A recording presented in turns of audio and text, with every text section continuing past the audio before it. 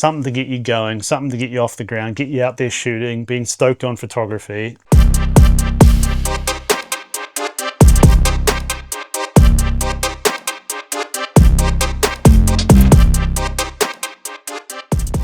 Welcome back to another video, team. Today I want to talk lenses, and I want to start off with a little story time. So this little lens here, the Sony 55-210, it's essentially a kit lens. So more than 10 years ago I was living in Japan, and at the time I was shooting a lot of snowboarding with just a little crop Sony camera, and I was at the point where I realized I needed a telephoto sort of zoom lens, and I brought one of these from the electronics store in Japan for the equivalent of about 400 Australian dollars, or whatever that would be in Japanese yen. And at the time I thought, man, this is crazy. I'm spending $400 on a camera lens, and I thought this was a huge amount of money for camera stuff or a camera lens. And that was because this lens and that price for a lens reflected my journey and where I was at in my photography journey.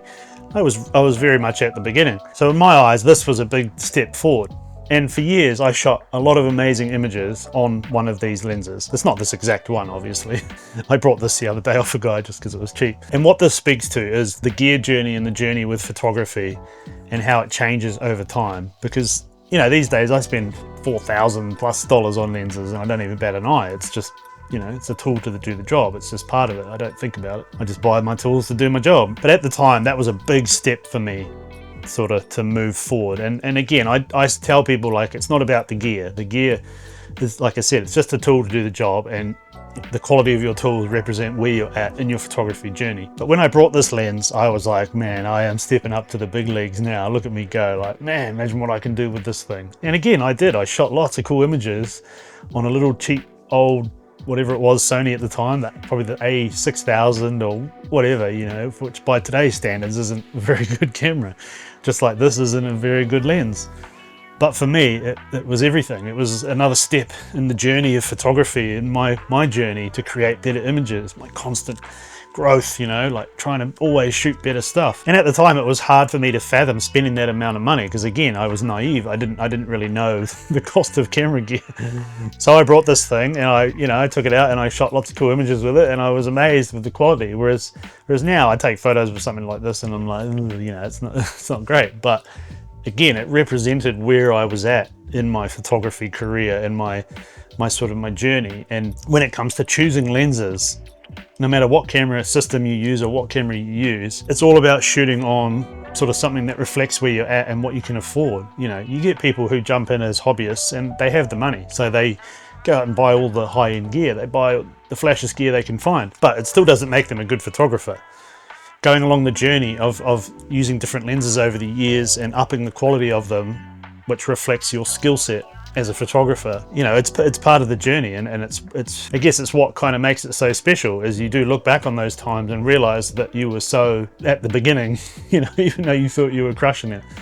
If you're not looking back on your old work and going, ugh, then you're not getting better, you're not growing as a photographer. And looking back on things like this little guy, and it brings back all those memories of just how stoked I was to have a telephoto, it's like this tiny little thing, it's like a little toy now.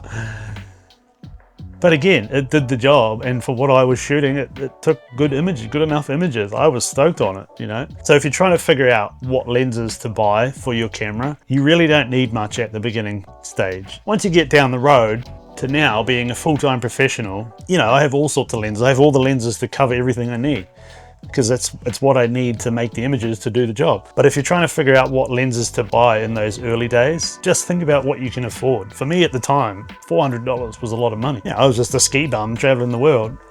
That was a lot of money for me, but I took the leap to buy that bit of gear, to know that it would help me make better images, the images that I knew I was capable of making. So I took the plunge and I spent the money, and it was great, it paid off. So if you're in those early stages, don't look at someone like myself who has all the gear you could ever want and think, oh, that's what I need to do it. You don't. You just need this, a little kit lens and a cheap camera, whatever brand it is, as long as it does the job, as long as it takes a good enough image to what you're happy with. At that stage, I wasn't even thinking about having clients or making money or anything. I was just on the journey of growing my skills to become a better photographer, and this helped do that. It was another step along that journey. So yeah, you could go out and buy all the top end gear when you're at that beginning stage and you'll kind of future-proof yourself, but it never stops. You always want better stuff, again, to match what you're doing skill-wise. So I guess the biggest factor to figure out what lenses will work for you are to analyze where you're at in your photography journey by looking at other people who are in this position doing it for a living, or at the very beginning stage, who probably thinks their phone takes amazing photos. Like, where you are in that journey, that should dictate the lenses that you buy. I switched to Sony in 2014 I think it was, and I've been shooting with Sony ever since. So I've always just recommended the cheap little crop sensor Sony cameras, and some of these cheap little kit lenses, and that's plenty. Like, they're light, they're small, they're easy, they're portable, and I still use them to this day for that reason. I'm filming this on the A6700, one of Sony's crop sensor cameras. One of the more premium ones, but still, it's, they're amazing cameras. Just like, yes, this lens is technically just a kit sort of telephoto, but you can still take an amazing image with it. It's just more about how, knowing what to do with it. So if you've got yourself a camera and you're thinking that, oh, I need every focal length to shoot everything, and you're sort of just at that starting stage, you don't. You just need a kit lens, or maybe like a different focal length kit lens, and something to just experiment with. I did many paid gigs further down the track just with crop sensor bodies and cheap lenses. Your clients don't know that it was shot on a kit lens. As long as it looks sharp and crisp and it looks good for what their standards are, that's all that matters. So if you're in those early stages, don't rush out and buy the top end glass that you could think of and spend all the money. And like I always say, don't use debt to buy camera gear. Make money with your camera, roll that back in as a reinvestment to buy the gear. Little guys like this, in comparison to something like that, yes, this is going to yield better results, but also it's, look at it. I have to carry this thing around in my bag. This thing, nothing. So in those early days, just buy what does the job and what you're happy with, and worry about upgrading your gear further down the track. And I've recommended this before, and I'll recommend it again. Like I just said, if you're looking to actually buy your first camera, the little Sony crop sensor ones, you can get them for cheap. You can buy these cheap little lenses that go with them, and they will do the job. I have shot many images over the years that I'm stoked on with this stuff. Again, it's good enough, it takes a good enough image. It's just about how you use it.